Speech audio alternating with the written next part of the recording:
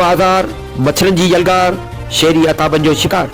वॾी शहर कच्छी मौला, गुजराती मौला समेत केतिरनि इलाइक़नि में सफ़ाई वारे अमले पारां अदम तवजह जे करे जिते गलियुनि ऐं रस्तनि ते गंद किचिरे जा ढेर ईंदड़ वींदड़ राहगीरनि जो इस्तेमाल करे रहिया आहिनि, उते गटर उथलण जे करे ज़हरीलो ऐं बदबूदार पाणी तला जो ॾेख ॾेई माण्हुनि लाइ मुश्किलातुनि जो बाइस बणियल आहे। गंद किचिरे ऐं बदबूदार पाणीअ करे जिते माहौल इंतहाई गदिलो बणियल आहे, उते मच्छरनि जी यलगार ऐं ज़हरीले जीतनि जे करे बुखार, ख़ारिश ऐं चमड़ी बीमारियूं नंढनि ॿारनि समेत मर्दनि में ऐं औरतुनि खे अस्पताल में करण में का कसर बाक़ी न आहे रही।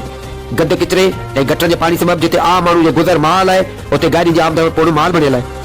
गंदगी जे करे जिते स्कूली ॿार इंतहाई मुश्किलातुनि जो शिकार आहिनि, उते निमाज़ी माण्हू पुर गंदगी जे अज़ाब खां मुतासिर आहिनि। म्यूनिसिपल अख़्तियारियुनि खे बार बार शिकायतूं करण बावजूद शहरियुनि जी दादरसी करण ऐं दाह कूक ॿुधण लाइ को तयारी न आहे, जंहिं करे शहरी तमामु घणो परेशान आहिनि। शहरियुनि डिप्टी कमिश्नर बदीन ऐं वास्तेदार अख़्तियारियुनि खे नोटिस वठण जी अपील कई आहे।